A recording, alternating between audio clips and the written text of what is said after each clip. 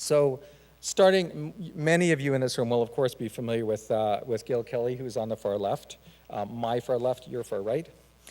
Before joining us here in Vancouver as Chief Planner and General Manager of Planning, Urban Design and Sustainability just 2 years ago, doesn't it seem like longer?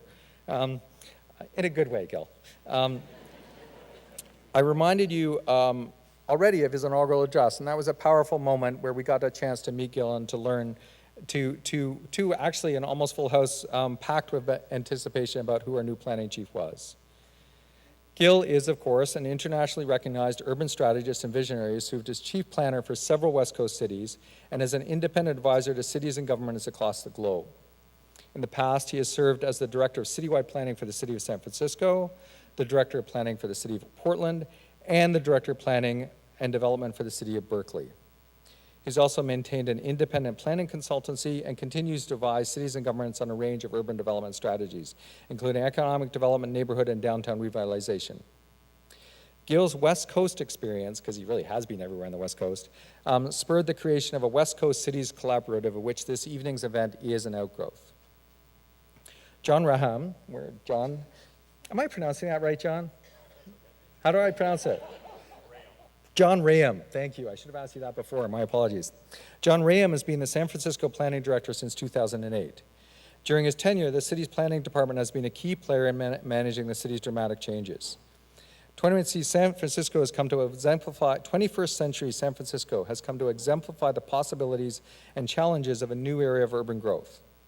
With 30 years of work in 3 planning agencies, Pittsburgh, Seattle, and San Francisco, Mr. Raham's work is now guided by the challenge that cities grow sustainably and gracefully and welcoming to all.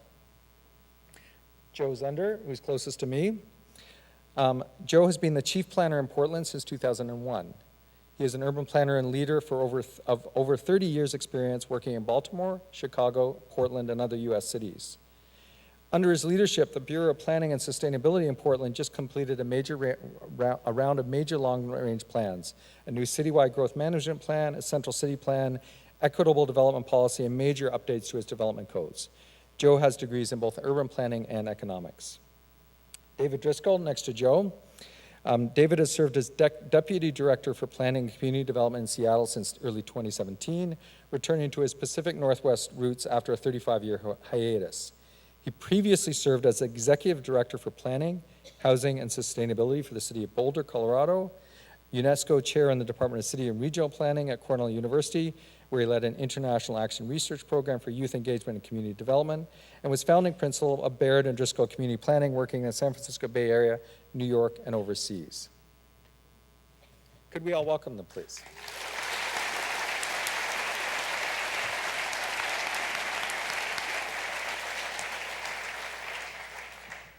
Part of our challenge in designing this conversation was we wanted to just do a quick refresh so that they don't have to tell you how big their cities are and things like that. So we're just going to walk through a quick range of slides. It's a reminder of what the kind of population differences and major economic drivers are of the different cities. First, San Francisco. San Francisco is the biggest of the bunch for sure, with a city population, but one of the interesting things is the actual core city populations are quite similar for all the cities. The area, we thought too late actually, that one of the interesting things would be have actually what's the average density per square, population density per square mile of all of these, and we got that too late. Next time. Key economic drivers of San Francisco, and it's interesting to note that tech is actually, this isn't in the exact order, but tech is not as high as one would think. Portland, with Joe, 647,000, 2.4 million, almost exactly, interestingly identical to Vancouver. But the region and the size of the city is somewhat larger. Finance, medicine, higher education, and port. And these are both city drivers and in most cases regional drivers. Seattle, David Driscoll, the Deputy Director again. Population 730,000. The region is certainly bigger than ours, but not by orders of magnitude. We're roughly on the same scale. And then again, similar scales of city and region. Key economic drivers. Tech is very high in this case. Online retail, I wonder why is that? Amazon, that's right. Biotech, aerospace, and trade. Vancouver, we all know it, but it's worth a reminder. roughly 630,000 in the city, 2.5 million in the region. 44 square miles small relative to the others, and just over 1,000 in the region. And our key economic drivers you're all absolutely familiar with. So with that, I will now pass the mic over to Mr. Gil Kelly.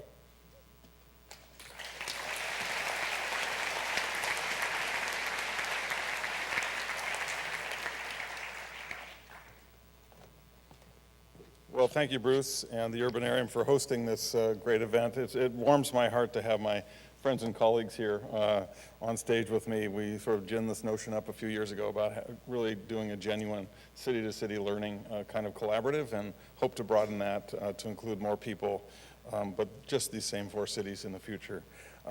So thank you also, everyone, for being here this evening. It's nice to be back for a 2 years later reprise.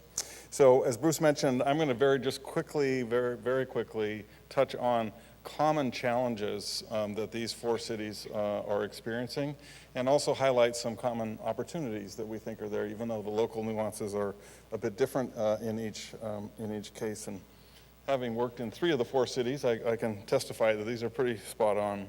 First of all, we're all experiencing a very rapid pace of growth. It's not unique to Vancouver. We're certainly experiencing that here, but it's up and down the West Coast, as Bruce mentioned, kind of one of the global hotspots. Around the globe, we are, in many ways, the tech and innovation center of the globe. We are experiencing, because of that economic activity principally, and the investment that follows with it, or speculates about it, we have a widening equity gap, and that's playing out in all of our city, including in the housing crisis. We're also seeing a political and social divide, and we're seeing those tensions in every public hearing on every land use issues, but there are also deeper cultural perspectives, sometimes divided simply by generation or by who already owns a home and who's trying to get access to market.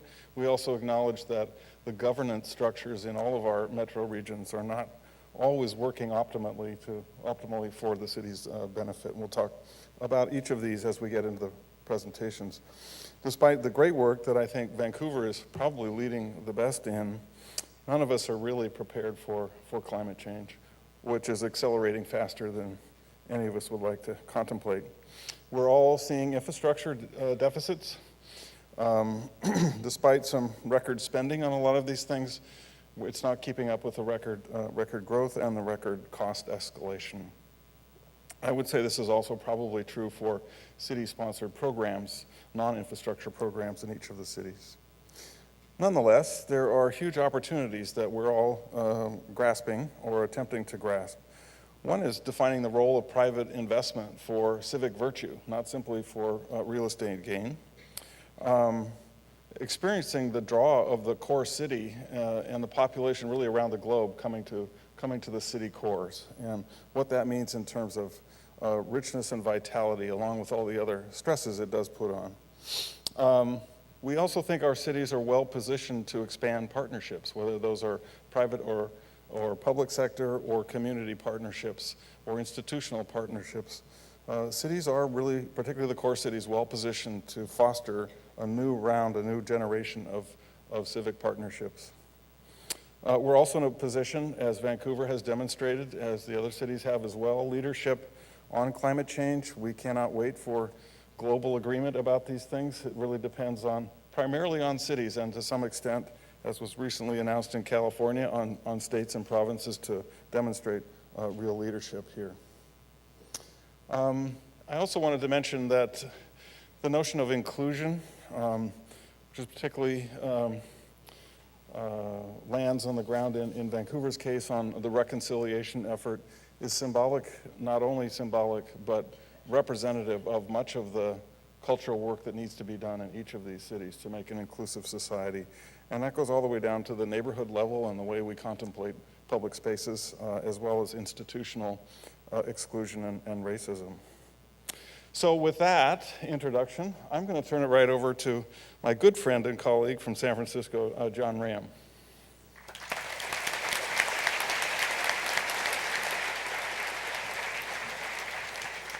Good evening, everyone. Thank you, and it's great to be here. It's been a while. I lived in Seattle for many years, as you know, and I haven't been here since I left Seattle, which is almost 11 years ago, so it's great to be here. The city's looking great, and it's really great to be with my colleagues. Hopefully we'll get into some of that banter that we're all kind of known for between us in the next few minutes. San Francisco, as you know, is a very picturesque city. It's a very beautiful city. I'm not going to show you beautiful slides of San Francisco other than this one and the last one. I'm going to talk about a very specific effort, give you some background about what the city is facing right now, and go into some of what I think is our biggest challenge. I will thank Gary Camilla, an author in Seattle, who wrote a book called The Cool Gray City of Love, which you should all read if you know the city, for this title. As Gil knows from his years in San Francisco and in some of our work there, what keeps me up at night is this question: are we losing our soul? Historically, San Francisco was a city where everyone was welcome. I mean, we had certainly our exclusionary policies in decades past, but since the 60s and 70s, it's a city that welcomed anyone, no matter how quirky, no matter where you came from. The LGBT movement started in San Francisco. It was one of the country's first sanctuary cities, and it's been that kind of city for a long time, and it really is the basis of the city's soul. And the question is whether we can keep that. But just to give you a sense, and I apologize to those of you in the audience because I don't have Vancouver on this slide, but you can see the kind of change in urban growth rates that have happened over the last several years, which have been unprecedented. And I would argue, by the way, that this is a return to the norm. The question we're often asked is, will people go back to kind of a suburban sprawl of the mid-20th century? And my response is that this is actually the return to the norm. Cities have been growing at like this for 10,000 years, and the last half of the 20th century was, in fact, an aberration on this growth pattern. But the thing that's really interesting in San Francisco, and I apologize for the formatting, is the extraordinary growth of job growth, particularly in the tech industry, that have drastically created this incredible growth in incomes, which has had the ripple effect across the region and across the state. In fact, the Bay Area, as a percentage of job growth, has produced more jobs than any region in the country, something like 700,000 jobs since 2010. And you can see the wage growth there. You can see the income, the comparison between income and population and housing prices, which is pretty extraordinary. And of course, I think what we're all facing is the discrepancy between high incomes, low incomes, and middle income households. The middle income is shrinking as we speak, and the high incomes are increasing dramatically, of course, as we move forward. This slide is very telling to me. In every decade except the 1990s, the Bay Area has produced less housing than the previous decade. And in this decade, we are on track to build less than half the housing that we built in the 1970s. This is in an era where the YIMBY movement has started, where we're building more housing in the city than we have in decades. Nonetheless, the Bay Area as a region is way behind, which is, of course, part of the reason for the extraordinary increase in housing prices. So you have this formula, which is, we have this incredible growth in job and population and income, and as we were saying earlier, living preferences leading to extraordinary prosperity and, of course, displacement. So what's a city to do? By the way, Hollywood loves to destroy San Francisco, and I'm convinced, Star Trek movies, the giant octopus that ate the Golden Gate Bridge, all that stuff. But I'm convinced that the real issue here is that Southern California and Northern California really don't like each other. You'll notice that Los Angeles is not in the room today. So we have taken, and this is kind of, one of the themes today is like, what is one of our big moves as a city? And we've tried to concentrate on kind of one big action that we're taking. And my action is actually a collection. My big move is really a collection of a lot of small moves, a very coordinated collection of a lot of small moves called the Mission Action Plan 2020. The Mission District is the heart of the city's Latino community. It has been for several decades. And it is also the heart of what we call land use wars in San Francisco. You can see some of the stats here. I obviously won't go through all of this. The population, the Hispanic and Latino population has been dropping dramatically. The higher income population has been increasing, and it is the neighborhood of choice for millennials and hipsters, particularly those with high incomes. And so the displacement factor has been extraordinary. You'll see that a huge percentage of the population of the Mission is rent burdened, and that you see the incomes here that have been changing over time. Sorry for the slide formatting there. Doing things on a Mac sometimes doesn't work. It had got to a point 3 or 4 years ago where the neighborhood literally marched on more than one occasion, marched on City Hall. And you'll see, and marched to block the quote-unquote Google buses because they were representative of what they saw as the problem of growth in San Francisco. You'll see here the loss of low and moderate income households, the gain in high income households, the loss of the Latino population, and so on. And the eviction rate, which is both, that is residential evictions, but of course small businesses as well. So we like to make a distinction, and these terms, at least in the Bay Area, are often used interchangeably, but there's a huge distinction in my mind between displacement and gentrification. And basically, my belief is that gentrification is something that is very, very hard, if not impossible, to address or change, but that we can, in fact, address displacement. In other words, we can have growth without disruption. So we have developed a process called the Mission Action Plan with the community. This is the mission statement. The goal is to retain and attract low, moderate income residents in partnership with the neighborhood. And this is one of the kind of strong takeaways that I want to leave with you today.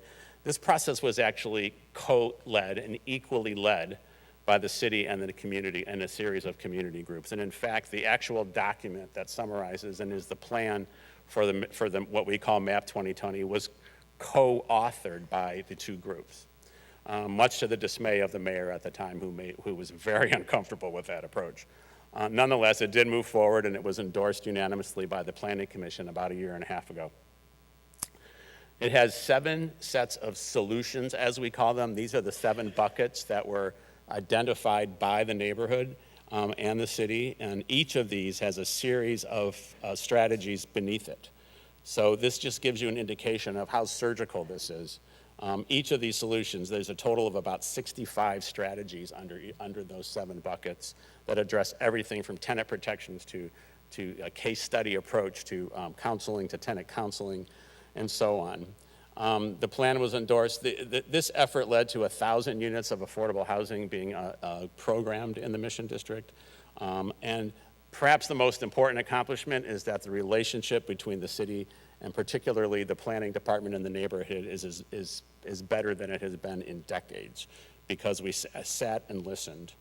We are continuing that work and actually using the work of the Mission to actually look citywide at a menu of anti-displacement and neighborhood stabilization strategies over time. And I'll leave you with this. Comparing on the left the attributes, the kind of approach of this kind of community development to our typical land use planning. It is not predictable. It is experimental. It is not objective at all. It is quite emotional. And I will tell you, I can relate to you story after story of sitting around the table and having our cohorts in tears over their neighbors or their friends or their family members who were evicted from their apartments or their businesses. And they're not typical land use solutions. They are soft solutions. It is atypical for a planning department to gather a group of agencies around the table to do this. It is an important work to do. And I really am convinced that if planning agencies do not get involved in that work, someone else will step in and we will be left behind. So with that, I will leave you and I will introduce Joe Zender from Portland.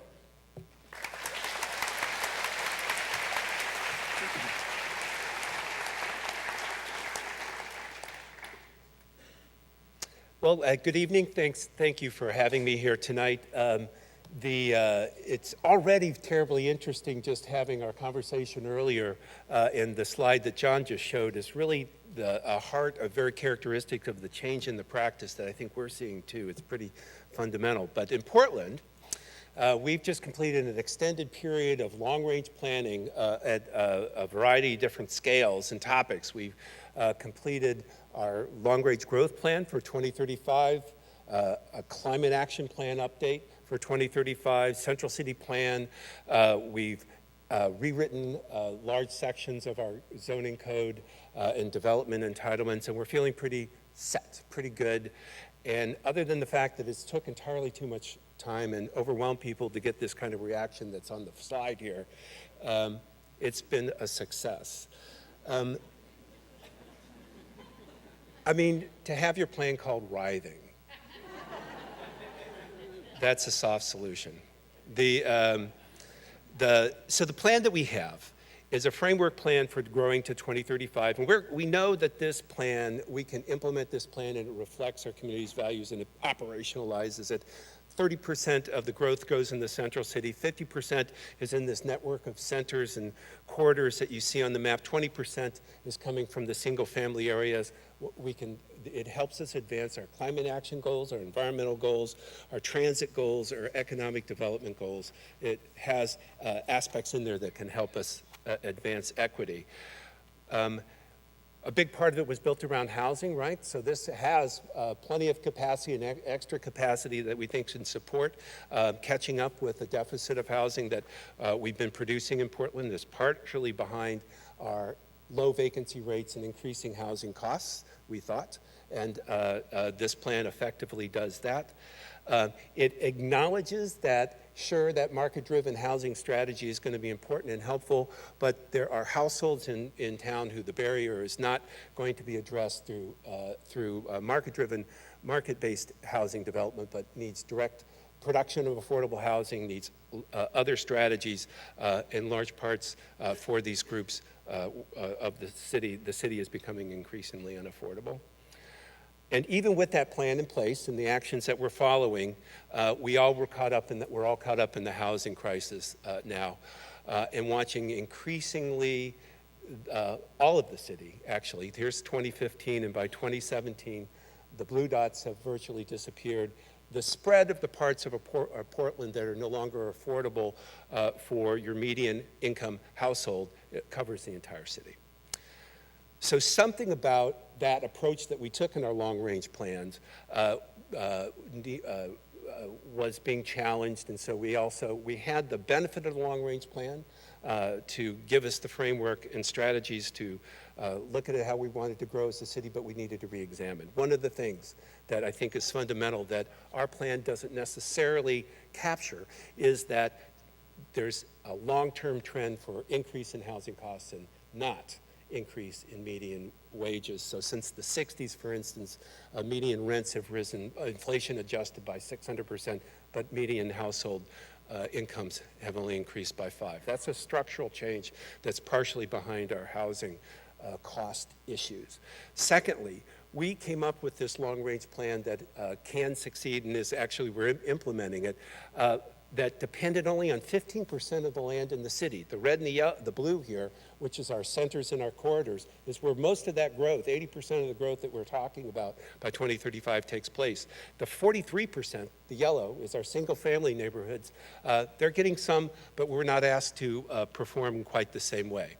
In the same period, a political change happened where the redevelopment of single-family neighborhoods provoked concerns about demolitions. We were seeing 300, 400 demolitions of single-family houses a year, portrayed in Portland as a housing demolition crisis, being replaced with single-family houses, though.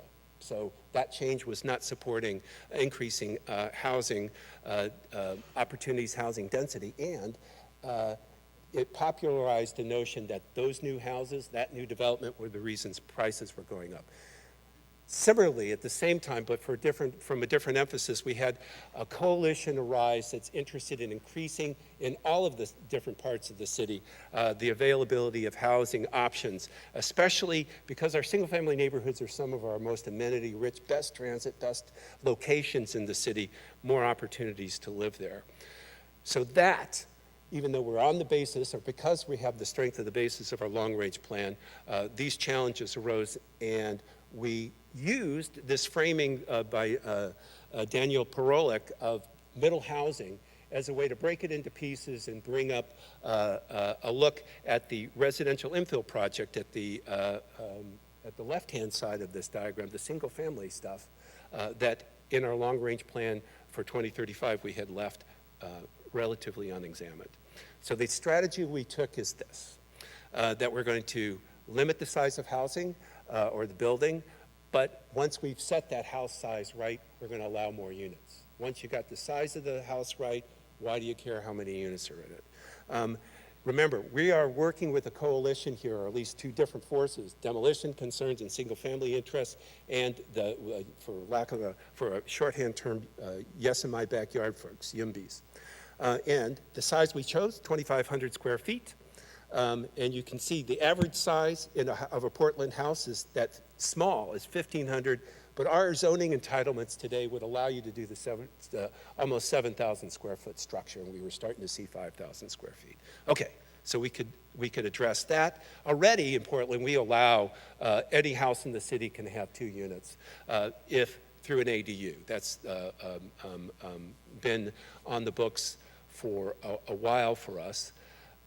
Our initial proposal was then to kick that up a notch, and the whole notion there is increase the performance of our single-family neighborhoods and their ability to produce housing. Smaller units, more units, well-located units.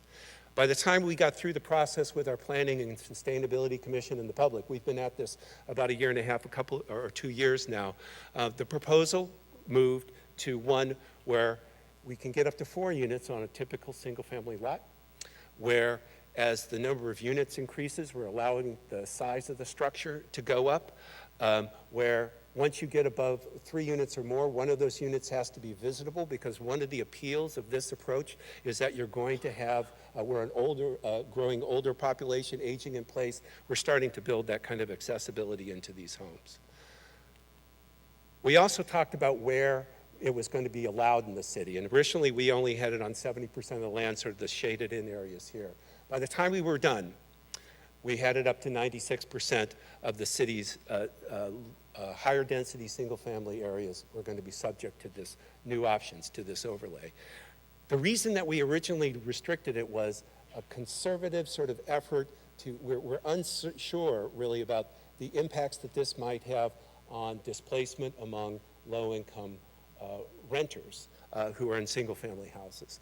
We're not sure of the rapidity of the rate of uptake of this redevelopment, but what our economic analysis and our sort of approach here is turned on is that the amount of those units that are going to be built in Portland, at least, is going to be driven by the market. How many you can sell or rent, and that's going to temper the pace of redevelopment. And having more options in more parts of town is going to prevent this change from happening in excess in any individual part of town. Spread it out, dilute the impact. This is a fundamental change in terms of increasing those options, but not, we hope, a dramatic sort of wholesale reconstruction of neighborhoods. And that's our unfortunately named RIP project. And David, you're next.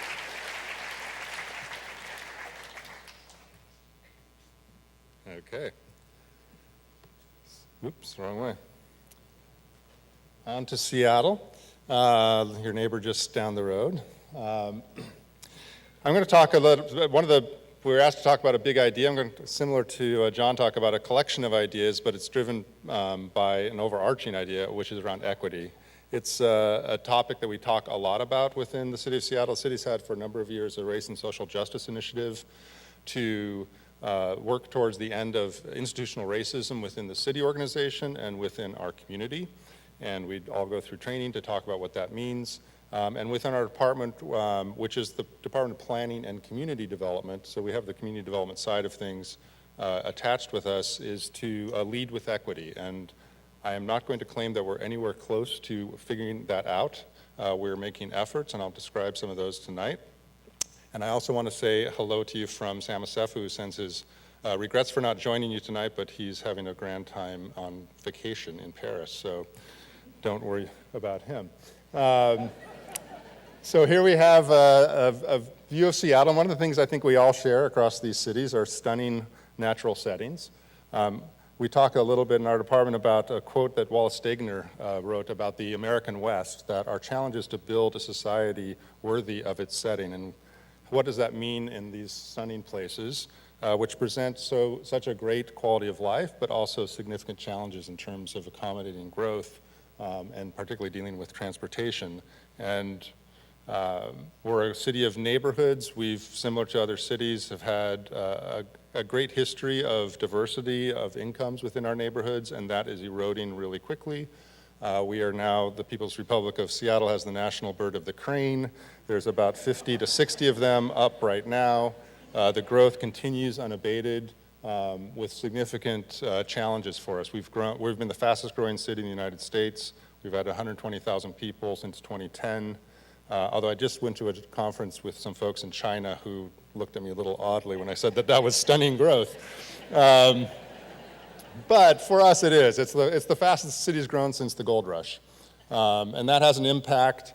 And it's an interesting thing, the use of the word equity. So we talk about financial equity and real estate equity, and that's actually the thing, and all this equity flowing into our city is one of the things that's undermining our social equity and community equity. So how can we try and reconcile that and channel the forces of financial equity to support our social equity goals? And just a little bit of history, I'm not going to go into detail, but we have a history of driving inequity in our policies and plans. And this is the old map of redlining, which I'm not sure was a practice in Canada. It certainly was in many United States cities, where you could get a mortgage and favorable terms if you were a home buyer in the areas labeled as best or still desirable, and those would go to white homeowners. If you were a person of color, a homeowner, you were didn't have access to the same kind of capital and lending practices if you were in these areas that are in the yellow and the red. We did an analysis in the comprehensive plan update, Seattle 2035, this is back a couple years, looking at growth and equity and where we have challenges in terms of high risk of displacement due to growth and where we have low access to opportunity. And lo and behold, those areas where redlining was the practice are the areas where we have high risk of displacement and low access to opportunity. So we've put in place a lack of investment in these neighborhoods. We've driven the outcomes that we're seeing. It plays out in terms of health outcomes for our communities of color, and it's time for us to start changing that. It also plays out in terms of very small scale kind of designs where we legalize and sort of encourage some forms of loitering in the public right of way and consumption of alcohol, and we criminalize others. So who gets to make decisions about what's acceptable and what's not is a big question. And it's time for us as planners to start changing the ways in which we work on issues of equity in our community. So what is equity? I'm going to talk a little about sort of what does that mean in terms of practice, a little bit about how we do it and who we should be doing it with. You'll probably know Jane Jacobs, one of our better exports from America to Canada, who did a lot of work to change the ways in which community was engaged in planning conversations and affecting outcomes and organizing at the neighborhood level, which created a lot of the processes we have today in terms of public hearings and opportunities for review and input on planning.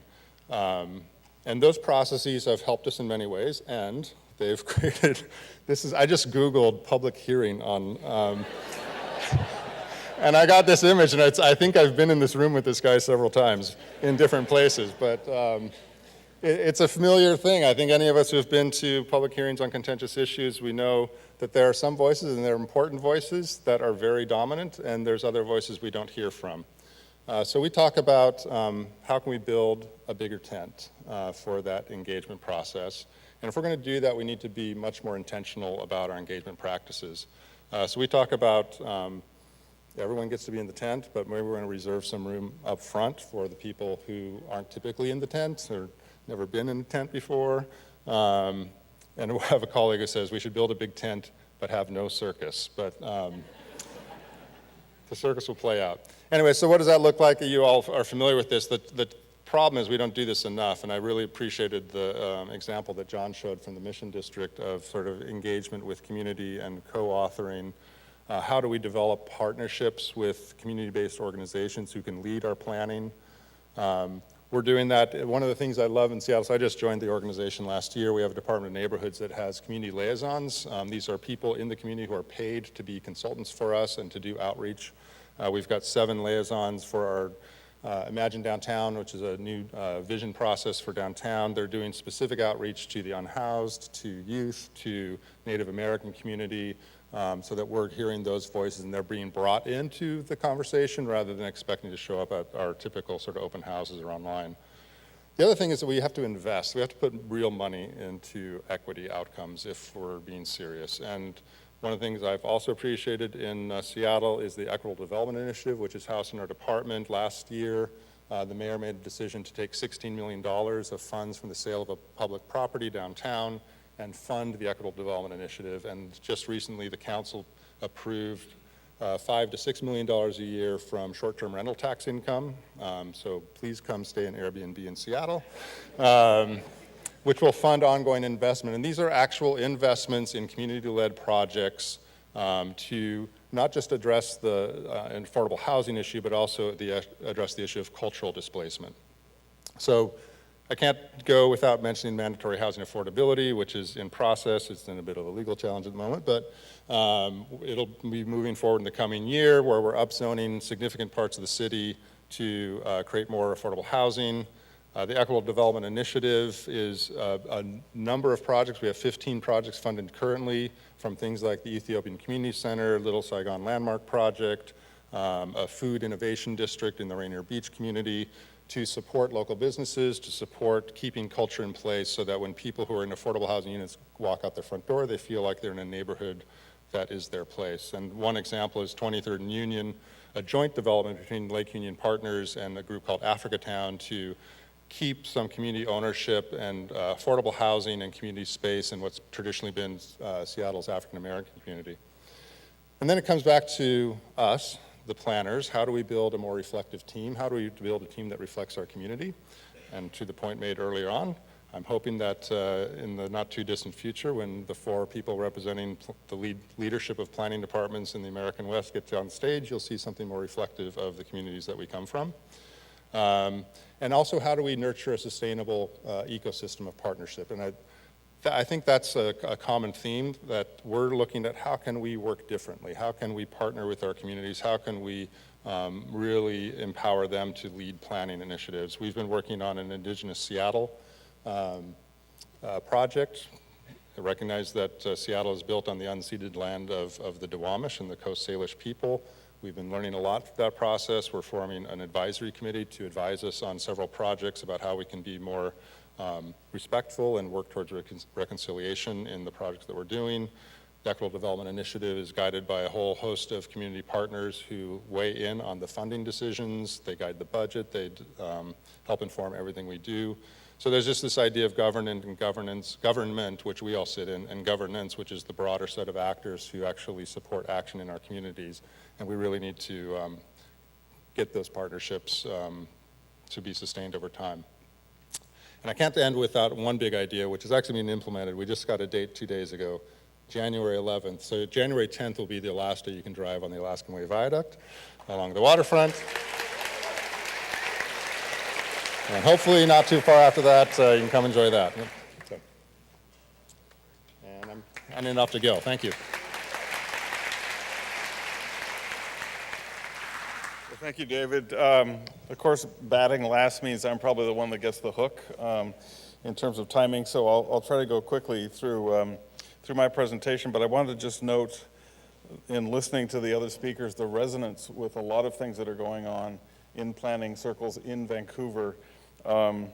Joe's presentation about what's going on with infill, broadcast kind of infill strategy in lower density and moderate density neighborhoods in Portland is very much akin to our recently launched Making Room initiative, which the council took an important first step in last night in allowing duplexes just about everywhere in town, which means because they also have the ability to do accessory units, we're talking about up to 4 dwelling units on what used to be considered a single family lot. And I was really, really pleased and proud to be part of the early effort with John on the mission action plan kind of conceptualization, and it's very reflective of the work that we're beginning in Chinatown and the downtown east side and Hogan's Alley as well, really building a genuine community development function within planning. Very inspiring, John, the work that you've done there. And back to David's thing on Seattle, I think applying the equity lens is something that's more and more becoming more clear and explicit in a number of the social policy initiatives in Vancouver, but also in the Housing Vancouver strategy and a lot of the neighborhood planning that's going on now. So very, very much resonance across the planning initiatives in these cities. Yeah, that's me. I got permission from Bruce to spend 1 extra minute of my presentation to recall that I was standing at the very spot just about 2 years ago to this week. City Manager Sadhu was in the audience then and thought I did okay. I'm hoping he'll have the same impression. He's here tonight in the audience. Okay, thank you. Yeah, so I am here for 2 years now, and one would say, so Gil, what have you done? And I did want to say that the first thing I did in the first couple of weeks I was here was tell all of you what my impressions of Vancouver were, and I was kind of out on a limb guessing a little bit, but it turned out that most of those were verified in my experience. And I made some initial goals for myself about what I thought we could do over the next several years in Vancouver, and then spent some time working internally as well as finishing off the big list of projects that was on my plate when I came in. And some of that internal work, by the way, was around building up the department to be in a position of really, truly engaging the community and rebuilding the trust between the city's planning function and so this has actually been on my wall in my office in a corner. I just scratched these out the first week on the job. You don't have to read them, but they really are about getting to the big picture planning again, rebuilding the trust, and true engagement with the community around planning issues. We've been on a huge rush over the last couple of years to get a lot of important work across the table, and we have a little breathing moment right now to kind of step back with so much of that work done and to think, what is the next step? So my big idea is actually a little bit different than the preceding speakers who talked about really core important issues and themes. And I'm going to talk about something a little bit different, but just in case you think I've been twiddling my thumbs, and by the way, I've inherited an amazing staff and amazing colleagues in the other general managers. This was a big push, delivering the 10-year affordable housing strategy for Vancouver. We've called Housing Vancouver, and that was just solidified in a way earlier this week, by City Council in creating a $2 billion fund for the city's part in that work, which puts us in a very good position to seed and partner with others to really do that across the city. We've also embarked more seriously, I think, than before on reconciliation efforts. Some of that is really based around actual city building, not just kind of nice meetings and nice talks or even cultural exchanges, but actually right down to the details of building development. So the Heatherlands project, for example, was one of those, and we've got Jericho coming up. But also the work in Chinatown has run very deep, particularly now getting past the rezoning policy and looking into how we actually continue to not only preserve but enhance the international richness of that community, which has such a strong importance for all of Canada. And the Hogan's Alley piece that rose up during the Northeast Falls Creek process, which again is its own kind of reconciliation effort that's very important as well. We've also started a regulatory redesign or regulation redesign project, which we're calling Simplifying Rules for City Building. Much of this has simply been added to since the 1940s and never really looked at holistically, and we've begun that process. We really pushed the green building standards to the point where we're demonstrating leadership in North America and in some ways matching some of the global or exceeding much of the global work going on in this. So we're a true innovation hub for energy conservation.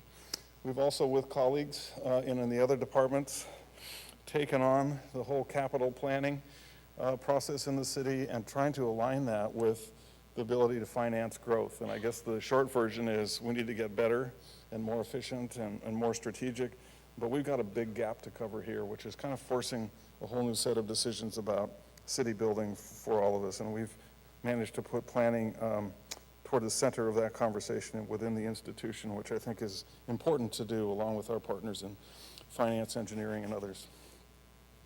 And we've delivered some major area plans. Some of these were well underway when I arrived.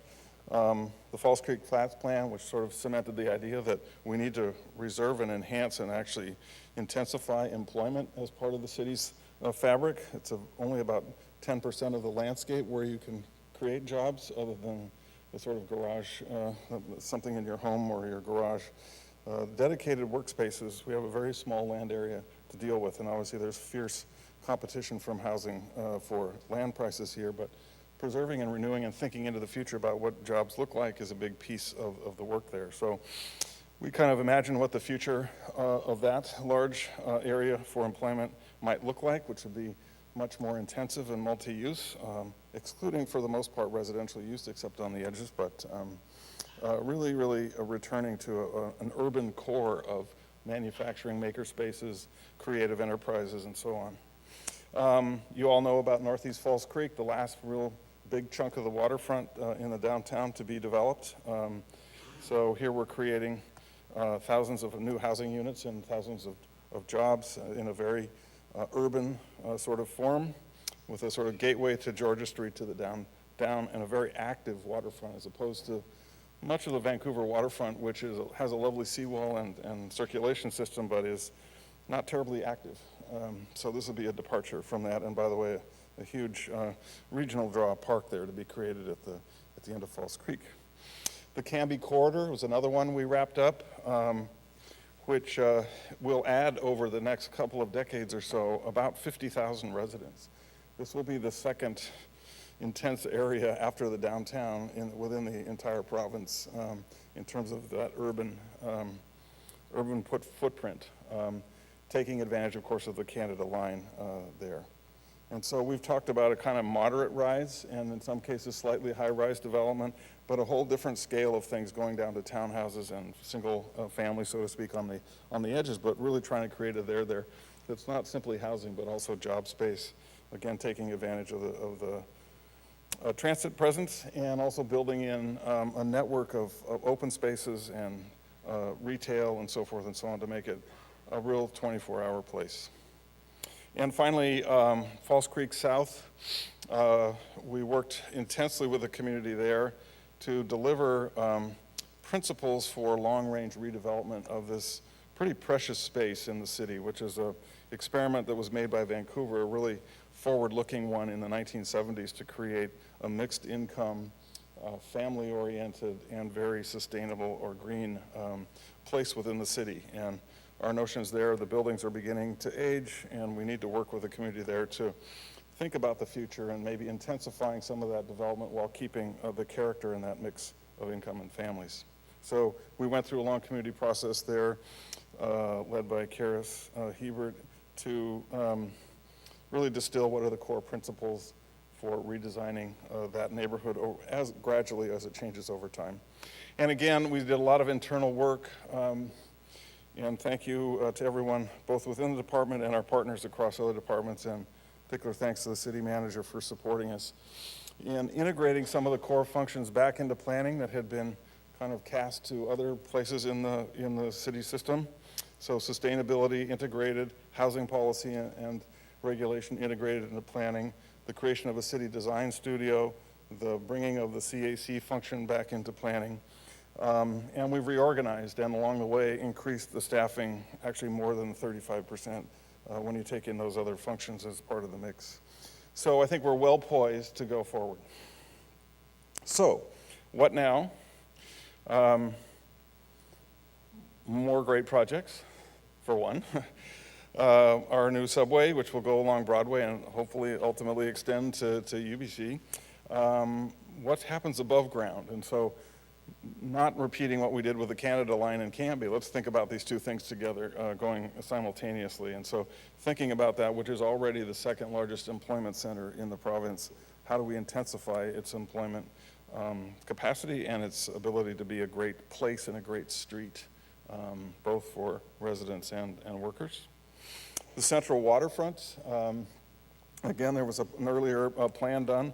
We think we can kind of reignite that effort and engage not only the landowners proximate there, but the port, Pavco, which runs the conference facility, and the public in general about really making sure that our central dramatic waterfront entry point from the globe to Vancouver really grabs hold of the water and expresses the vitality of this place. I talked about the Chinatown work, so there's much to do now. The community has come forward to council and expressed its interest in placing this on the UNESCO, the UN World Heritage Site Register. It's a long process, but much of that process involves work that we would want to be doing in community building anyway, directly with the community. So that transformational work, now that we've sort of set the zoning guidelines for the area, is an important piece of work coming forward. And again, as we've just completed with the Heatherlands up the hill, looking here at the large Jericho land site, which is owned or co-owned by the First Nations, and a partnership between the 3 First Nations and Canada Lands, engaging them in creating a whole new 21st century urban village there that really represents First Nations philosophy, is a huge potential win for us. And let's not forget one of these existential threats from climate change, which is we're very vulnerable to sea level rise. And having done much of that work with John in San Francisco, I'm looking forward to bringing real imagination to what our shoreline might look like over the coming decades as the seas rise. So we'll be announcing kind of a design challenge for that in the coming months. And we have decided we need to dig deeper into the economy here and place the planning department in some kind of role to sort of think deeply about the economy and what it means for increased equity, not just pressure as the type that John described from new tech workers on the housing supply, but really supplying good jobs for everyone. What does that want to look like? How can we help shape that? It shouldn't be left only to the private sector. What else can we do to ensure there's prosperity for everyone? So that's at the core of it. And we, of course, are also at a point now where we're almost 10 years into the Greenest City Action Plan, which in many respects is Vancouver's brand internationally, to update that plan. So I've gone way past my time limit, I know. For my first segment of my presentation, I just wanted to come back to the making room because I think, like Joe described for Portland, the work here requires not only innovative thinking, good design, but really deep community engagement. And those issues that both Joe and Dave mentioned about the generational divide playing out in terms of access to housing and how people perceive neighborhood quality is certainly alive here. My fear is, this is all great stuff, just like all the great stuff that's been done in the past in Vancouver. You got to squint your eyes. These are just the main policies that apply to the Broadway corridor as we were thinking about doing that. So imagine what the average Vancouver resident or small business person has to do to sort of divine out of this, what is the big picture future for Vancouver? This represents really remarkable hard thinking work, but does it really add up to a sense of where we're going as a community? I don't think so. And it shouldn't be left simply to the planning folks to determine that. So I was thinking about that question and really thinking hard about what I wanted to tell all of you tonight, 2 years in, aside from just being on a great treadmill of new projects coming forward. What is our real opportunity here?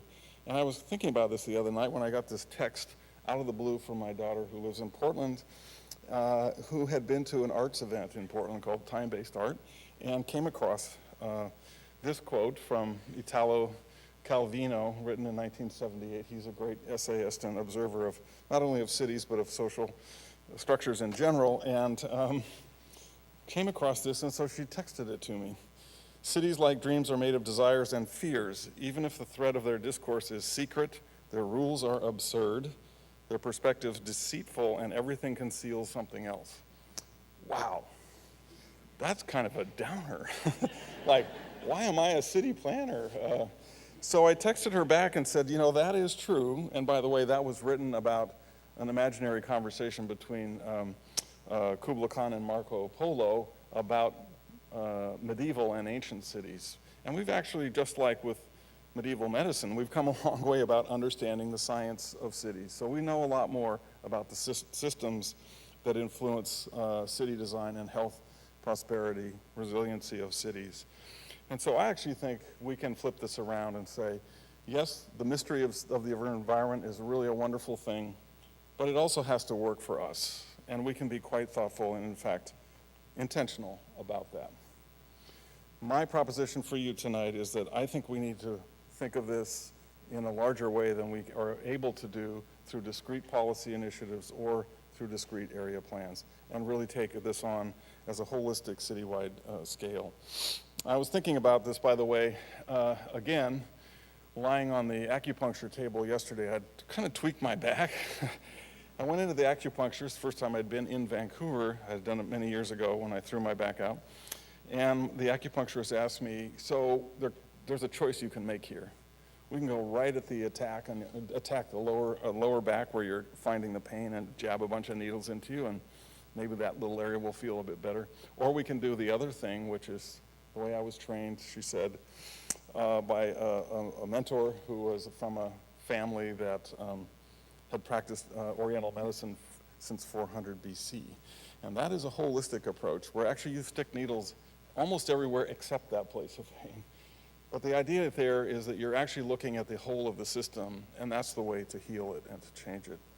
So I think that's particularly important because I think in many ways Vancouver's done much better than sort of following on the baseline here, of just bumping along, letting market forces and others shape our future. We've done extraordinary efforts. Those have mostly, I would say, have been incremental change efforts. And I think we need to lift our gaze to transformative change. And so many of my city colleagues will recognize this graph. It's the only graph I have in here. I don't have many charts and graphs, and this is a figurative one. There are no numbers attached to it other than the dates. But the point is to really think about Vancouver is transforming anyway. Whatever we do, it will be transformed by global economic forces.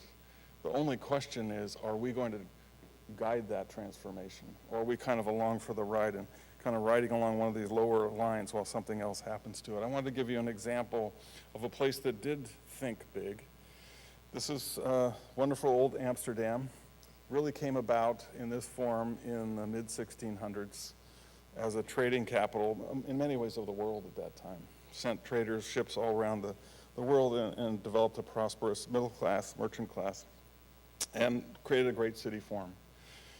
In the 1990s and early 2000s, they recognized they were a fading European capital, fading in relevance to the rest of Europe, and they kind of looked into their soul and said, what do we do about this? We can't compete with London, Paris, or Berlin. I know, we'll go back into our trading tradition and invert it and become the conference center of Northern Europe. They deliberately overbuilt their airport way beyond what it would be normally called for. Preserve the historic center. It's the largest UNESCO World Heritage Site in the world, and build a huge office and hotel accommodation connected by fast rail in between. It has put them back on the map and made them relevant again. And so the new plans are really revolving all around that sort of big idea. Another idea is to be very clear and simple in the expression of your desires. Here's, I think, one of the best ones in North America, dating from 1972, the Portland Downtown Plan. Everybody looked at this simple diagram, they recognized the geography, and they kind of knew what their part was in filling that out. So part of this is reaching high, and I think we really need to express that through a city plan. So I'm just putting that out there.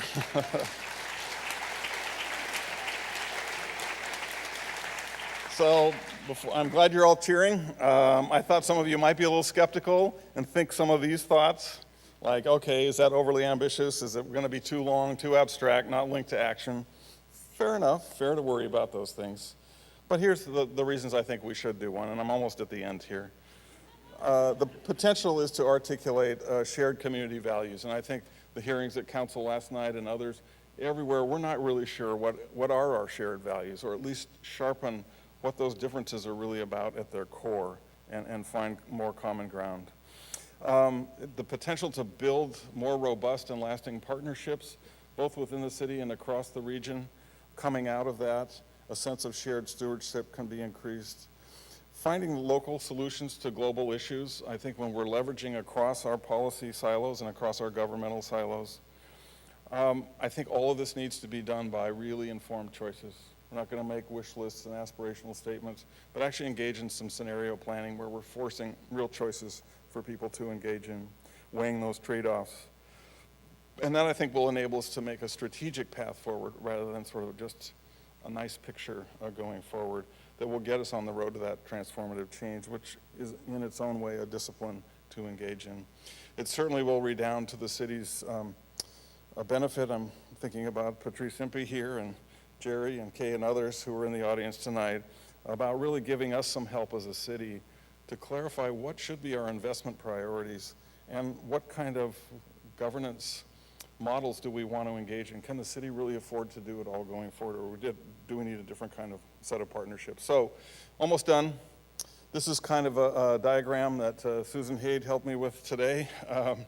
That is to say, if we can get some sort of citywide common vision developed through a robust engagement and early partnership formation, integrate those policy silos that we have. We have these great, outstanding individual kinds of ideas, but they really haven't been reconciled and tested against each other or even leveraged off one another.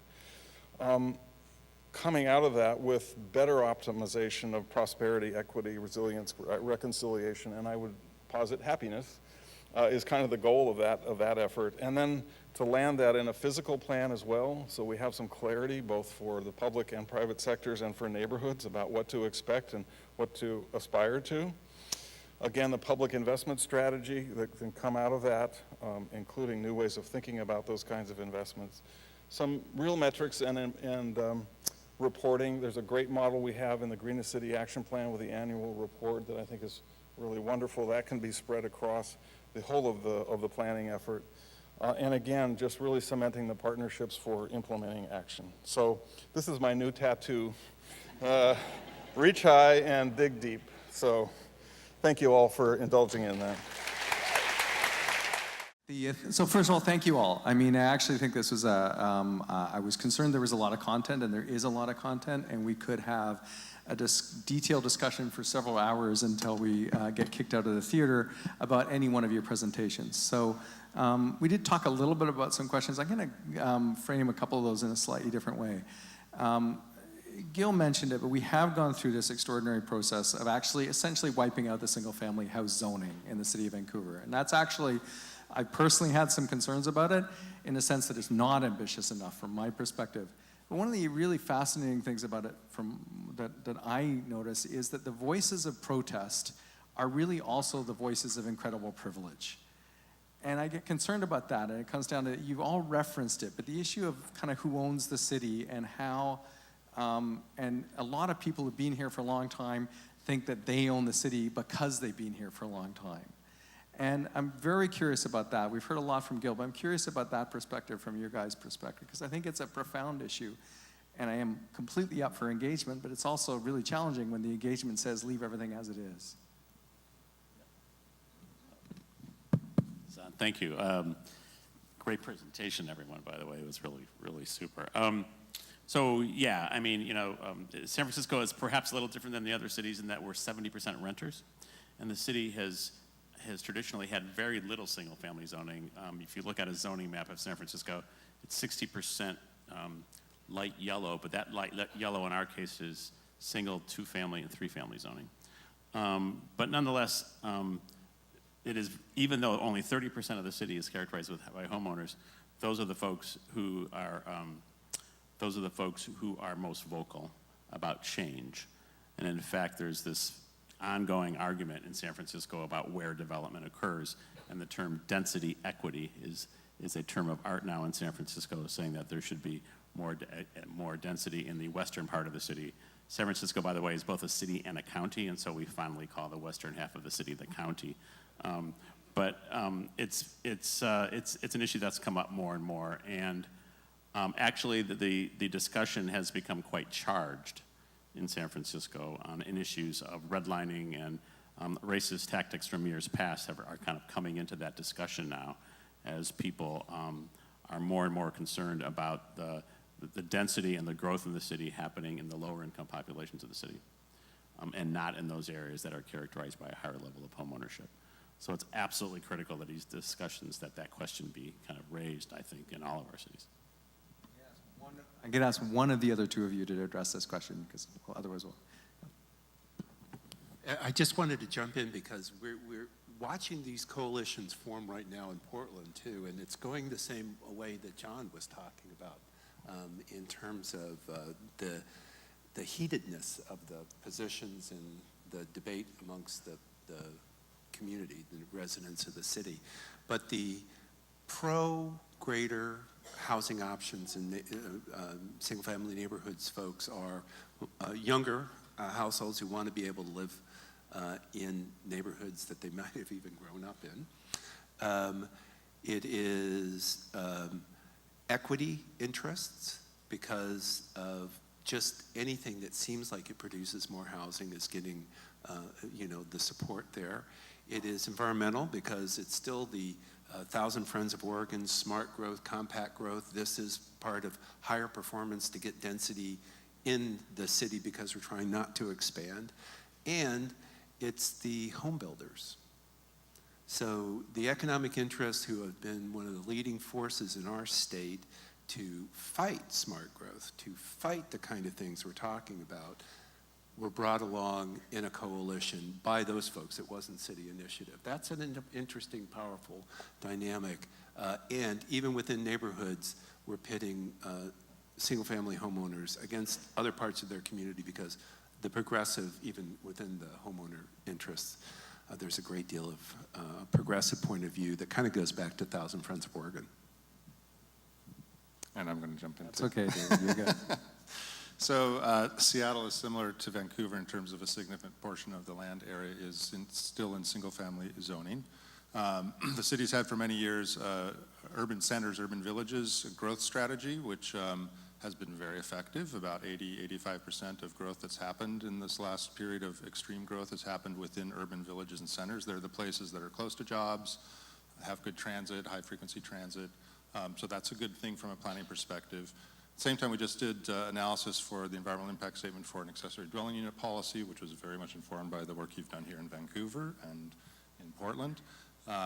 And not surprisingly, but at the same time, I think informative for our decision makers, some of the single family neighborhoods actually have less population now than they've had in the past due to lifestyle changes, demographic changes. We have homes that typically in the past would have had 5 people, more of a middle class, working class family.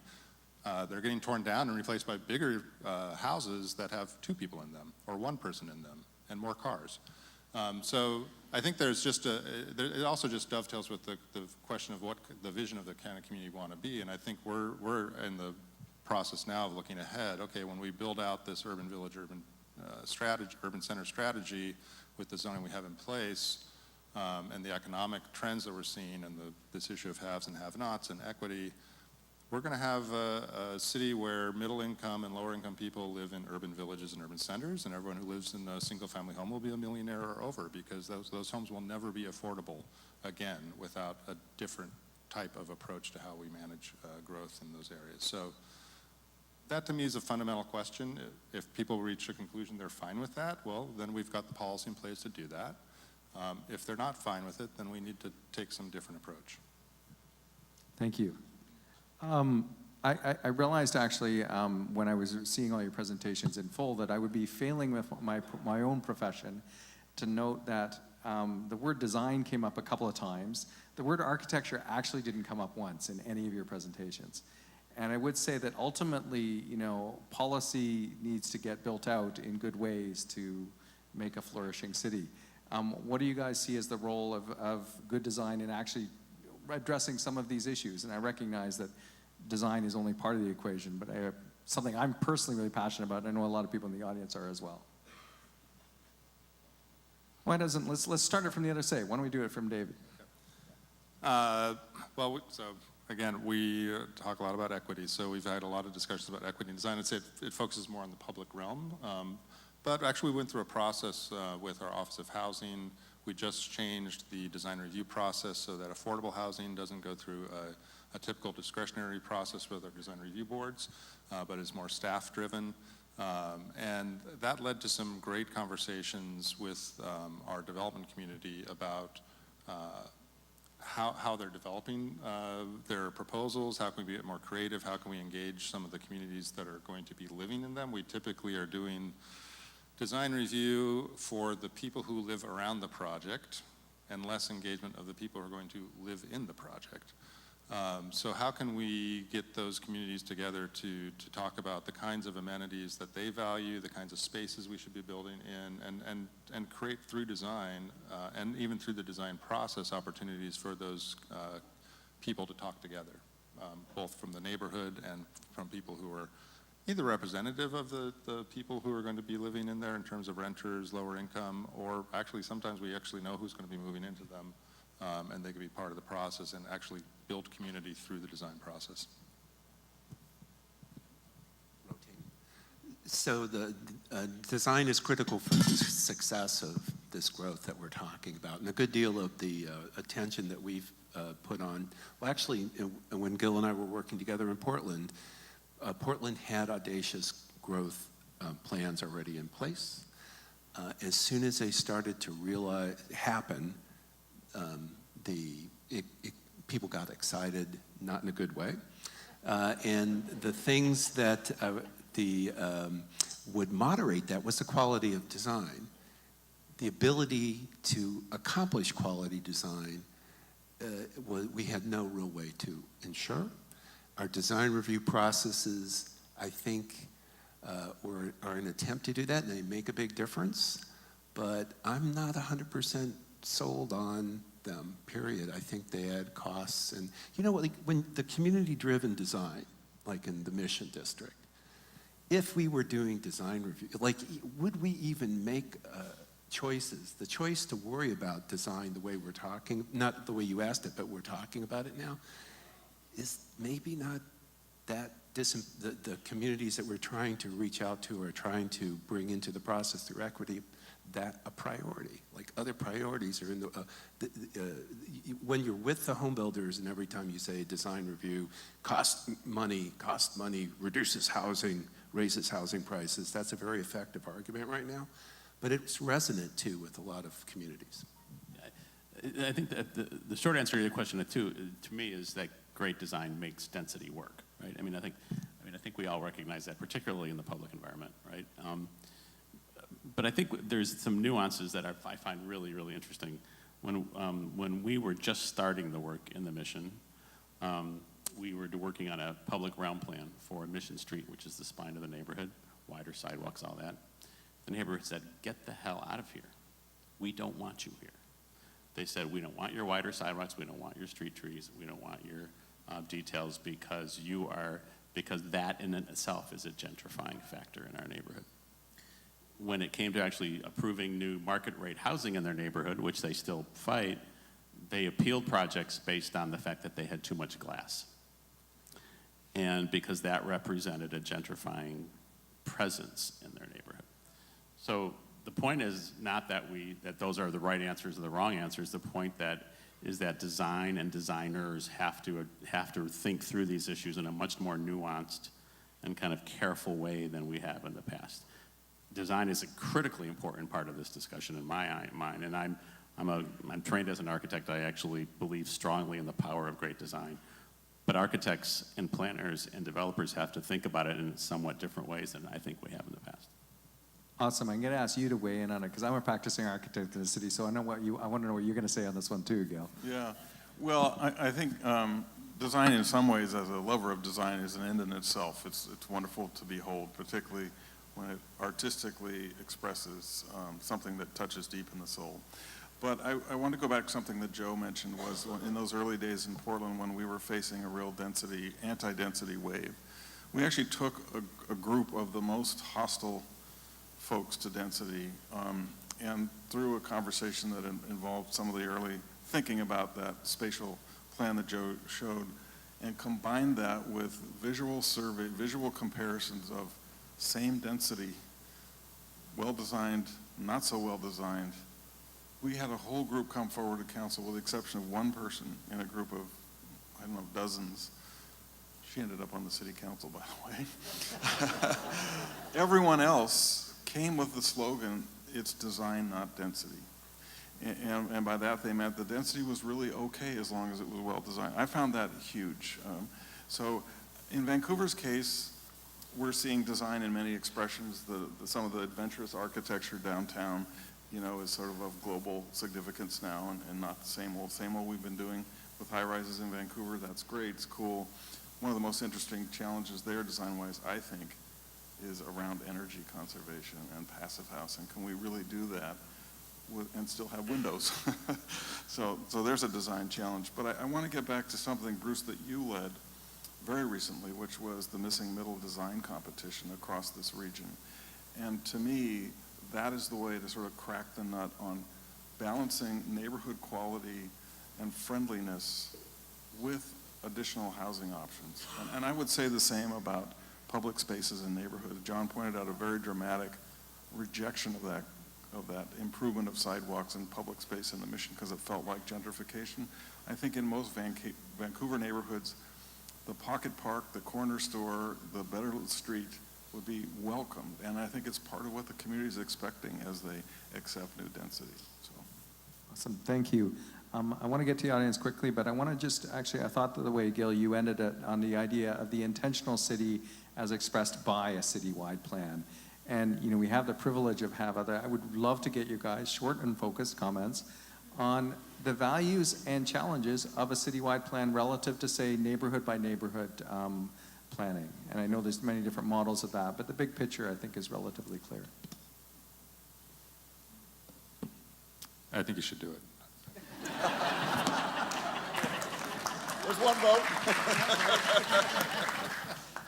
No, so Seattle has a comprehensive plan, and it definitely has it helps inform a lot of the work we do, as I pointed out in some of the growth and equity work, which is not just informing the planning, it's informing transportation work and for Office of Housing, a whole range of city activity. So I think there's a huge value in the comprehensive plan. We're actually going through the process right now of developing sort of a downtown vision plan because we face the same challenge. We have 20 different projects going on downtown, including removal of the viaduct, construction of a new state convention center, looking at lighting I-5. We've got a number of transportation projects. We have a new transit tunnel that'll be going through downtown and new station locations, and there isn't a downtown plan done any time since everything changed. I mean, you can't do anything, look at any plan that was done before 2010 for downtown and have any relevance for what it is today. So we're actually in the process of the very same thing of saying that we got 20 different plans, we got projects, we've got urban design frameworks for different parts, so that none of them line up, none of them really speak to the whole. So we're in that process, and we're actually excited we got some funding to bring some of our planners and some of Portland's planners to come up to Vancouver in early December and do a staff exchange around sort of how we're approaching our downtown planning and some of the challenges of sustainability. So. And remember that we don't do processes in Canada, we do processes. Yeah, that's a concept. So having and just they eat pasta too, not pasta.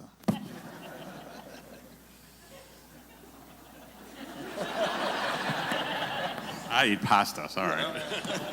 Took me a while to get used to that one too.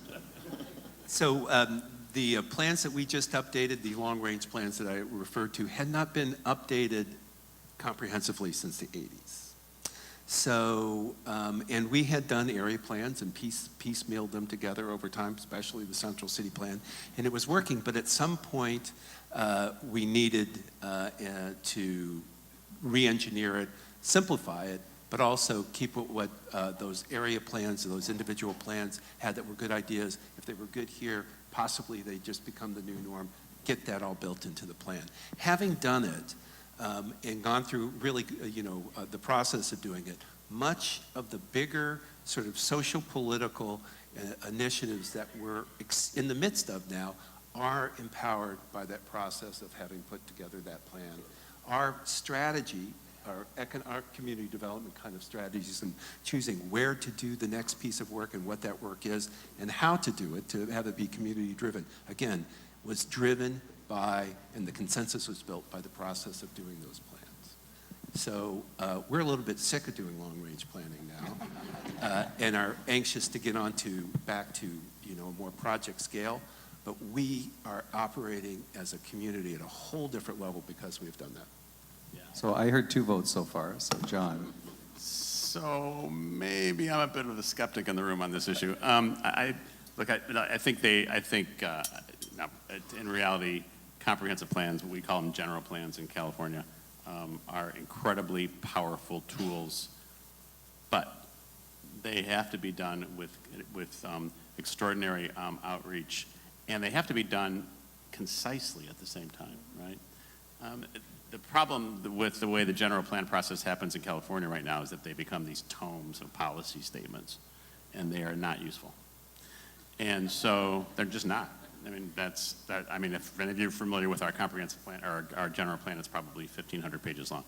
So if you can do it in 100 pages, and do it in less than 3 years, and do it in a way, and I think for me, the most important facet of it would be that it leads to specific realities that people can understand and implementation that people can understand, and not just rest at a policy level.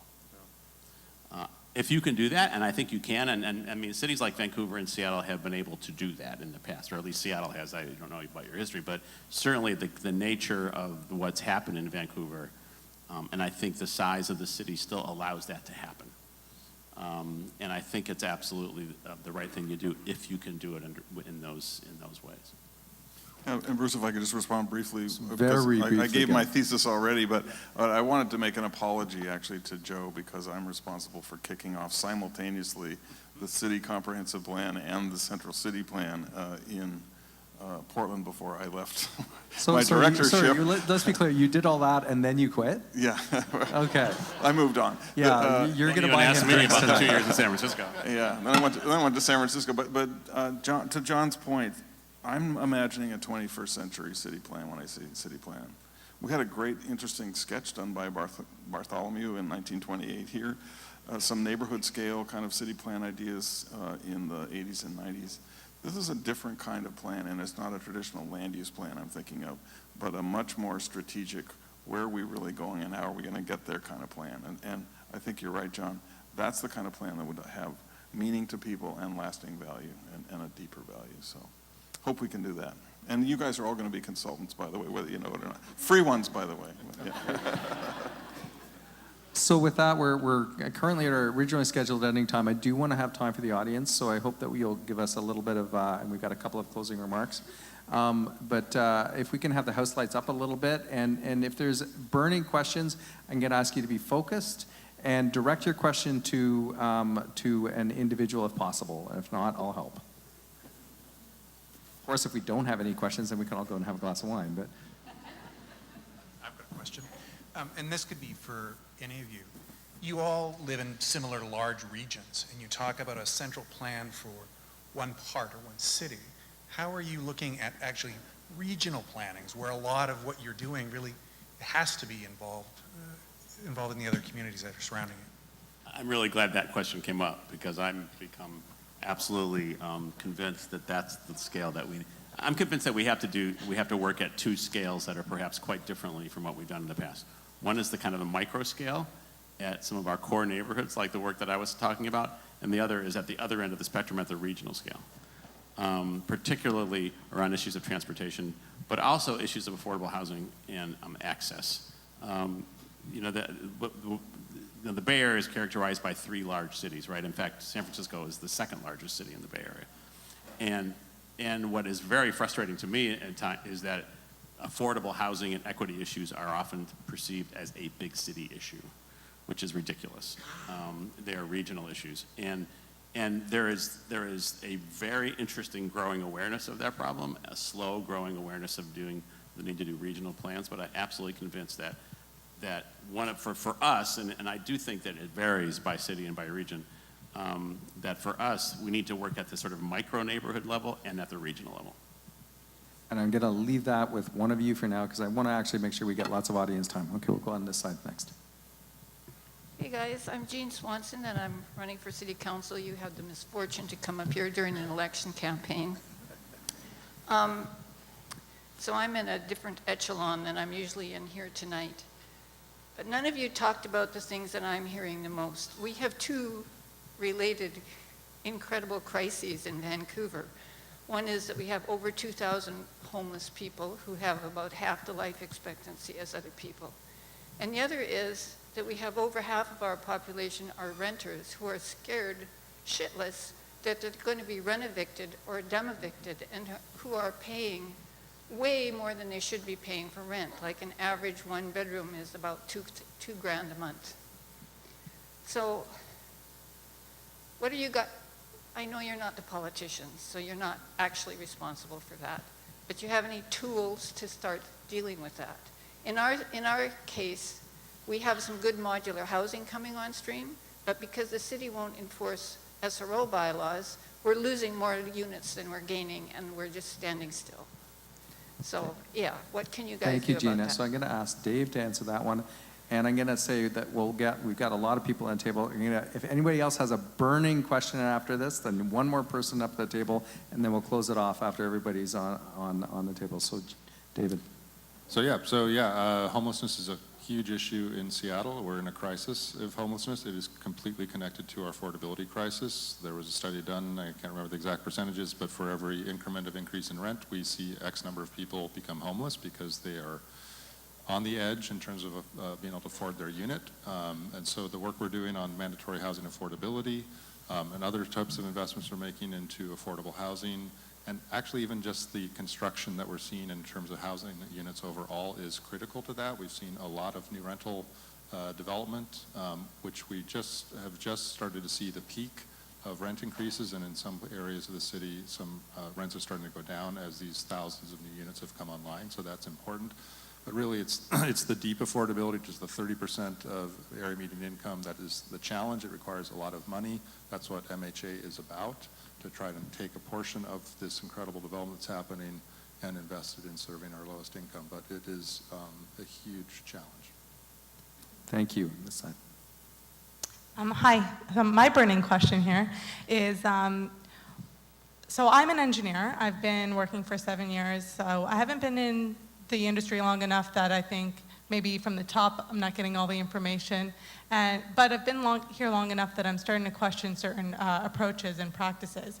And you're all, architects, planners. I feel like from the top down to the engineers, there's something missing, that the engineers are more focused on just doing the project at the lowest cost and not thinking about diversity, inclusion, accessibility, climate change. There's this word that's being thrown around, sustainability, resilience, but people are just throwing it in their proposals to check things off and not really doing anything different in the last 10 or 20 years.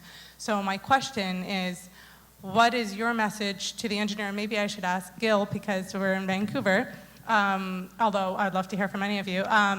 What is your message to the engineers and what their roles are in actually bringing better infrastructure, not just housing infrastructures to our cities? Thank you.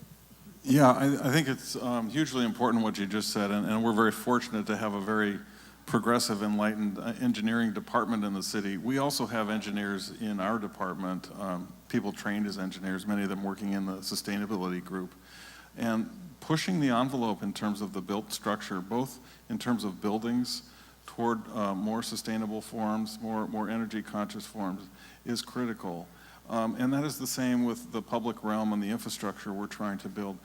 All these great ideas have to be tested, and engaging the engineering cohort that's within the city and within the professional community at large actually has been very critical for us in terms of moving those agendas forward. So frankly, I think there's a big role for interdisciplinary thinking that includes the whole range of design professions, if you will.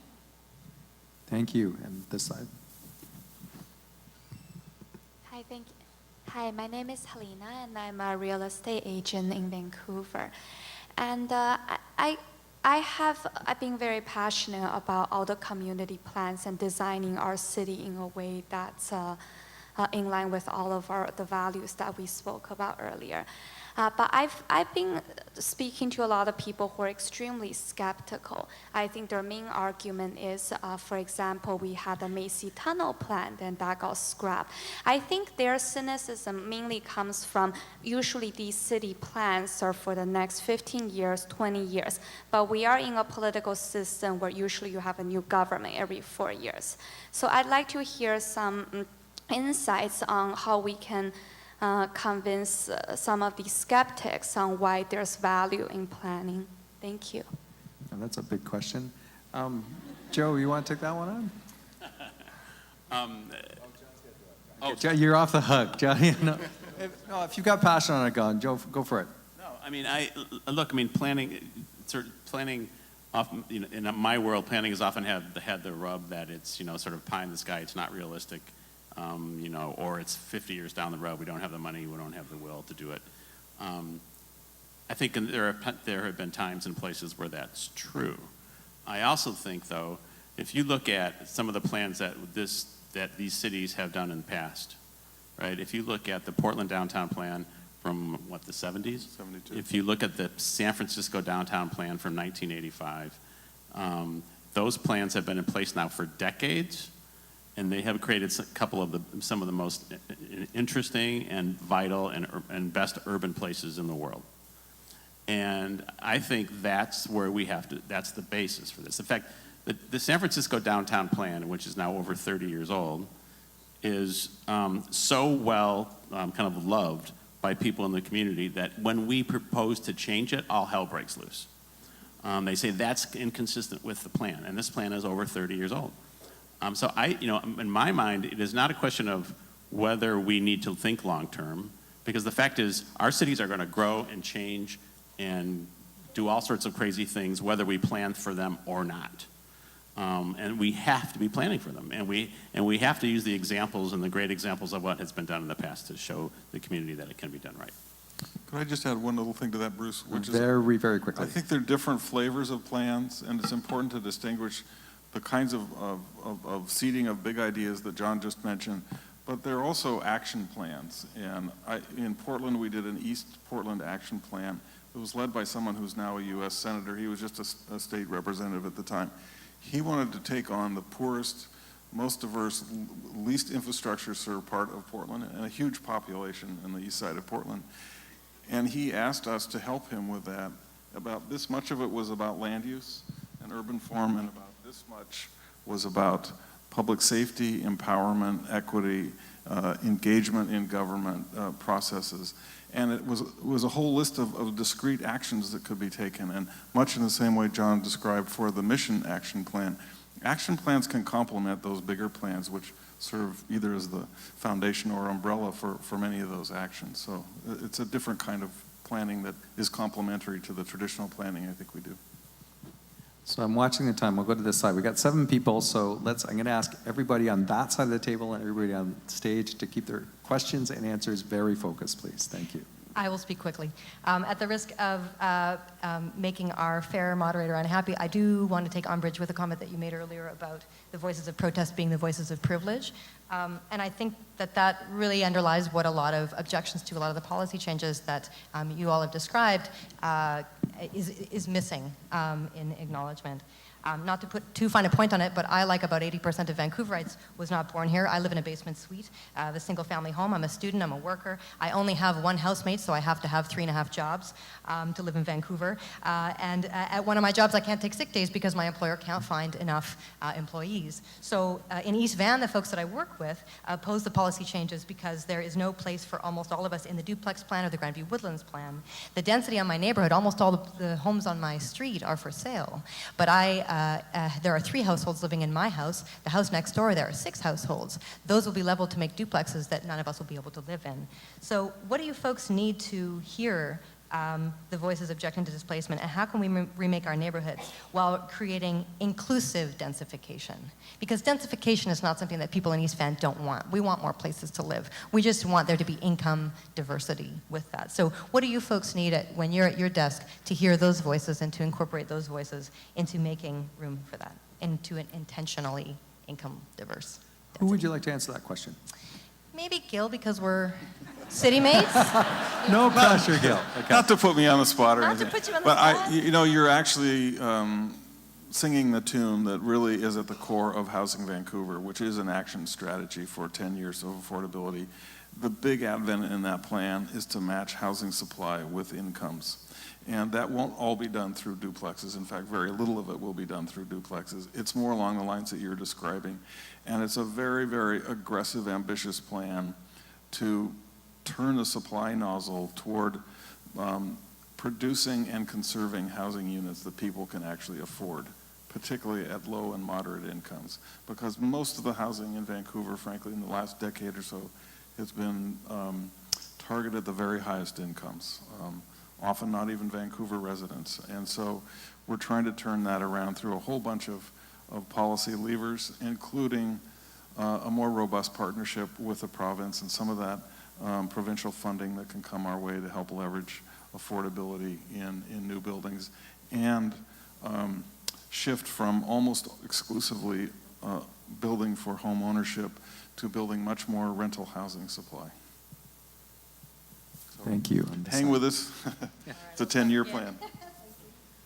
All right, so it was brought up that the panel isn't quite as diverse as the cities are. I was wondering what you are currently doing to encourage more women and visible minorities to work with you, and also for them to have this equal opportunity to advance to high managerial positions where they would be able to make decisions at the highest level. And also, how are you currently taking in the lived experiences of minorities in daily planning? Awesome, thank you. Who wants to take that one? David. Well, through hiring processes, which takes a while, but I'd say a number of our recent hires have particularly focused. We've actually, everyone in the City of Seattle organization, in order to engage in a hiring process, to be on the interview panel, has to go through a bias training to understand how our racial bias shows up in the hiring processes, and we do a number of things to ensure that that doesn't affect our hiring decisions, and I'd say we purposely seek out candidates of color. Just this week, I was really thrilled. So we do a lot of internships, and I'd say, you know, when I look around our office, half the people who work there actually came initially into the office through an internship. And traditionally, that's been people who are in sometimes undergrad, but often grad school at the University of Washington, which is great, and they're great people. And we had a young woman in our office say, you know what, a lot of these internships, you don't have to have a graduate level of education. You could do this from a community college. So last 3 months ago, we changed the form that we use for hiring interns, and we allowed for community college students to apply. We allowed for vocational students to apply. And this week we have 3 young people, dynamic, fantastic, smart young people who are the most diverse set of interns we've ever had. So that is just a small example of things I think we need to be doing more broadly in the profession in order to create pathways and get people foot in the door, and opportunities to show up and show what they can do. Thank you, this side. Sure. So I have a question more on the sustainability side. So I am from the innovation and investment part of a petrochemical company. So on one hand, we make dirt-cheap plastics, petrol-based. On the other hand, we make bio-based compostable plastic through our investment. So my question for anyone, if any of you can help me to answer this question is, so what's your vision of waste management, especially on plastic, in 30 years, let's say? Who's got most passion? You want to do plastic? Not quite sure how to answer that question. What's your current practice and how do you envision that will evolve? I mean, I think... in the next 10 years, let's say. Well, I mean, I think perhaps this might not directly answer your question because I'm not sure I can answer it, but San Francisco has done an extraordinary thing in terms of the solid waste stream, right? And so the San Francisco now diverts 80% of our waste out of the solid waste stream, recycling, reuse, and composting. And I think with respect to things like plastics, one of the things that has allowed that 80% diversion rate to happen is in how we allow or disallow certain types of plastics to be used.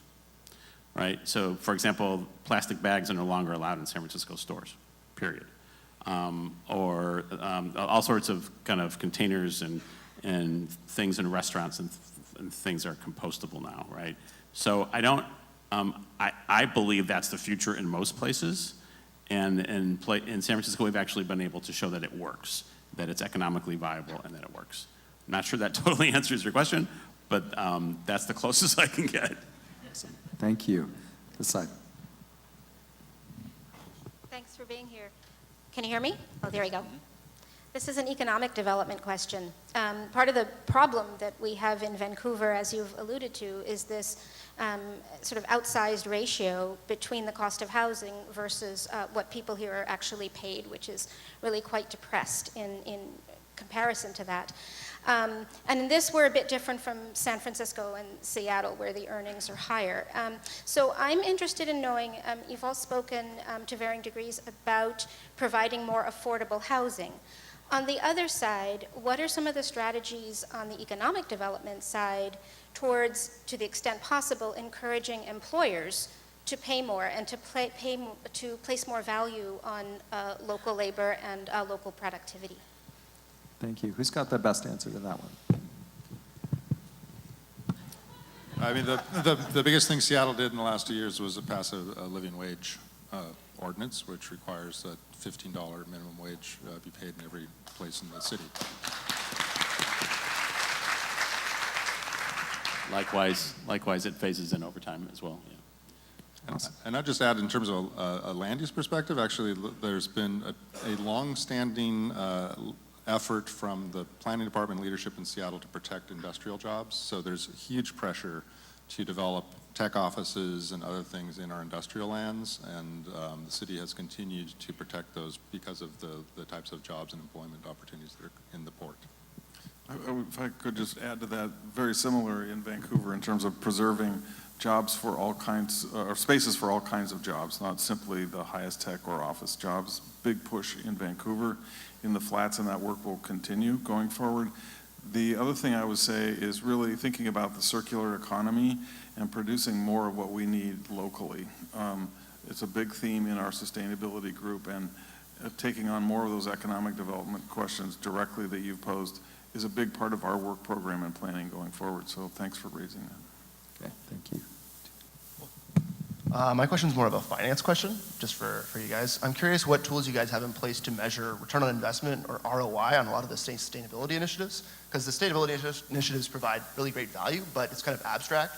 So I'm wondering what kind of tools you guys have to measure ROI in a really clear quantitative sense, and then how do you kind of reconcile that with a lot of the infrastructure deficit that you sort of mentioned off the top, to balance both those two really important but kind of nuanced and tricky things. Thank you. Want to take a shot at it? I don't want to answer all the questions, so I'm going to let the others. I'm not, our office doesn't do the sustainability work in Seattle, but I know that we've been using a triple bottom line approach in terms of looking at various investments across the city in order to evaluate bang for the buck and where's the best long-term investment. Yeah. Is it difficult just to straddle that ROI with the infrastructure deficit, kind of justifying high sustainability costs with the spending? Is that a problem that a lot of you guys face, or is it? Yeah. Clear. Yeah. There you go. No, I think it's a challenge to sort of how we approach capital financing and other things. There's a lot of work going on, and I'm sure you know, in terms of green financing and different approaches. Cool. Thank you so much. I want to just add to that pushing certain policies can be triggers for mainstreaming economic activity that's right now it looks like it's an additive cost, but by piloting new initiatives, whether it's in green building technologies and having a local production be stimulated by policy, actually long-term brings costs down and has a big benefit to local employment as well. And similarly I think with electric vehicle charging and so forth, there are a lot of technologies that I think are long-term going to be more efficient economically and more environmentally sustainable, but do take an initial public investment and a public policy push to make those happen. I have to add a stat that I heard recently related to both those questions. There are more people employed in the solar industry in California than the entire U.S. in the coal industry. Oh, that's interesting. That was a good statistic. Thank you. So, Michael, you have the privilege of being a very, very, very focused last questioner. It's going to be very, very, very focused. 3 of you represent cities that are part of a transnational region called Cascadia. It runs from Vancouver through Seattle to Portland. And we're South Cascadia. No, you're off the hook, Joe. How are you building on our common strengths of tech, health, international commerce, transportation, and the environment? Good question. Thank you. Joe. I love it. You know, Portland's an interesting place in that hierarchy of cities economically, and we're smaller inland. We're growing, but we're really still remarkably tied to a manufacturing base. But intellectually and in terms of a lot of these different sectors, like we were just talking about, green industries and the like, the ties and the sort of the interest in the innovation is very strong, and the other places doing it and the other markets for it are often found in this coalition of Cascadia cities. I would just add, I think there's a real future to the sort of mega region concept which you're advocating, and one way to trigger the reality around that is around high-speed rail, or at least moderate speed rail that could connect, frankly, from Eugene all the way to Vancouver. So that kind of makes it real, and that's exactly what's happened in Europe with rail, and in places in Asia as well. It's brought mega regions together, which essentially then creates one big labor market, and the ability to share knowledge, information, and actual workforce. And those places are becoming the global leaders in innovation and economic development. So I'm right with you. One sentence. I'll just add, I mean, we're all members of the Carbon Neutral Cities Alliance through the Cascadia Network of the Urban Sustainability Directors Network. We have a lot of engagement with each other at the staff level. There's a team from 6 people from Seattle across multiple departments in Portland, actually today and tomorrow, talking about implementation of accessory dwelling units. We're planning a get-together in December on downtown planning and sustainability. So there's a lot of great, I think, learning and sort of that we do. We will definitely be talking about what your council did last night in Seattle related to our single-family zoning and learning from that. So I think there's a lot of interaction, engagement, and opportunities for a lot more, particularly if we have that train going.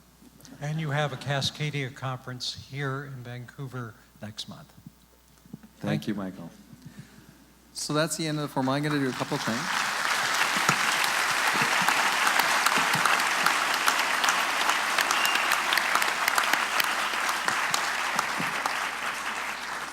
Richard Enriquez, our board chair, is going to come up in a minute just to do a couple of closing remarks. Challenged me to try to summarize this conversation. I am absolutely not going to do that, both out of respect for your time and the fact that I think it's very complex and nuanced, and I think there are so many multiple strains of themes. So my job is just to express our really profound gratitude for all 3 of you for coming up, and for Gil for joining us on stage again, because to me these are profoundly important conversations, and it's not about anybody having all of the answers, it's about all of us sharing everything we know and what we don't know together, and it's been a real joy for me to be part of that, so thank you so much.